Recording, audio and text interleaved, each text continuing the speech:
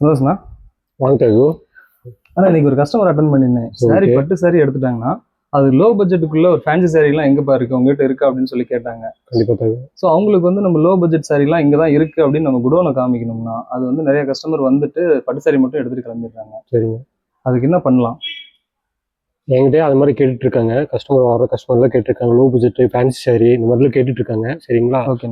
ஆமாண்ணா, நீங்கள் சொன்னது கரெக்டு தான். ஏன்னா வந்து பார்த்தீங்கன்னா பட்டு சாரி எடுத்துட்டு அவங்க வந்து ஃபேன்சி சாரி எடுக்கிறதுக்கு வந்து யோசிக்கிறாங்க. எங்கே இருக்குது லோ பட்ஜெட்டில் நம்ம குடோன் அவங்களுக்கு டேரெக்டாக காமிச்சோம்னா தான் அங்கே என்னென்ன கலெக்ஷன் இருக்குன்னு பார்த்துட்டு அவங்களே எடுப்பாங்க. கண்டிப்பா தேவை. அது நம்ம போய் குடோன் எங்கே இருக்குன்னு காமிச்சிடலாம். வாங்க தேவை போகலாம். நம்ம சுமங்கலி பட்டு மகால்ல இருந்து ஃபேன்சி குடோனுக்கு எப்படி போகலாம்? ஒரு வாக்கபிள் டிஸ்டன்ஸ் தான். எங்கே இருக்குங்கிறத வாங்க பார்த்துக்கலாம். ஸோ நம்ம சுமங்கலி பட்டு மகால்ல இருந்து நியர்பை வாக்கபிள் டிஸ்டன்ஸ் தாங்க. இது பக்கத்துலேயே வந்து குடோன் இருக்கு. ஸோ வாங்க நம்ம குடோனையும் பார்த்துடலாம். இங்கே வந்து பார்த்தீங்கன்னா நமக்கு லோ பட்ஜெட் சாரீங்க இருக்கிறதுலே கம்மி ரேஞ்ச் சாரீஸ் எல்லாமே நம்ம குடோனில் வச்சிருக்கோம்.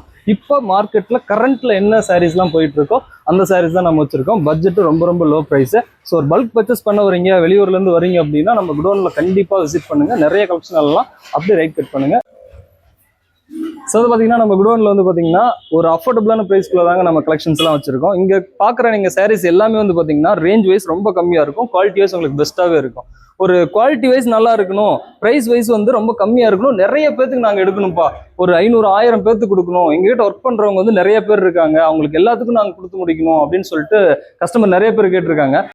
ஸோ இப்போ ரீசெண்ட் டேஸில் வந்து பார்த்தீங்கன்னா ஒரு கோயில் திருவிழா ஃபங்க்ஷனுக்கு வந்து ஒரு 1000 சாரீ வந்து ரொம்ப கம்மி பட்ஜெட்டில் எங்களுக்கு கிடைக்குமான்னு சொல்லி ஒரு கஸ்டமர் கேட்டிருந்தாங்க. ஸோ அவங்களுக்குமே நாங்கள் ரெடி பண்ணி கொடுத்தோம். அவங்களுக்கு ரொம்பவே ஹாப்பி. ஸோ இந்த பட்ஜெட்டில் இவ்வளோ சாரீ கிடைக்கணும் அப்படின்னா கண்டிப்பாக நம்ம இளம்பிள்ளைக்கு அடிக்கடி வரலாமேப்பா அப்படின்னு சொல்லி அவங்க ரொம்பவே ஹாப்பியாக ஃபீல் பண்ணாங்க. ஸோ நெக்ஸ்ட் டைமும் வரேன்னு சொல்லியிருக்காங்க. நீங்களும் நம்ம இளம்பிள்ளைக்கு வந்தீங்க அப்படின்னா ஃபஸ்ட்டு நம்ம சுமங்கலி பட்டு மகாலை விசிட் பண்ணுங்க.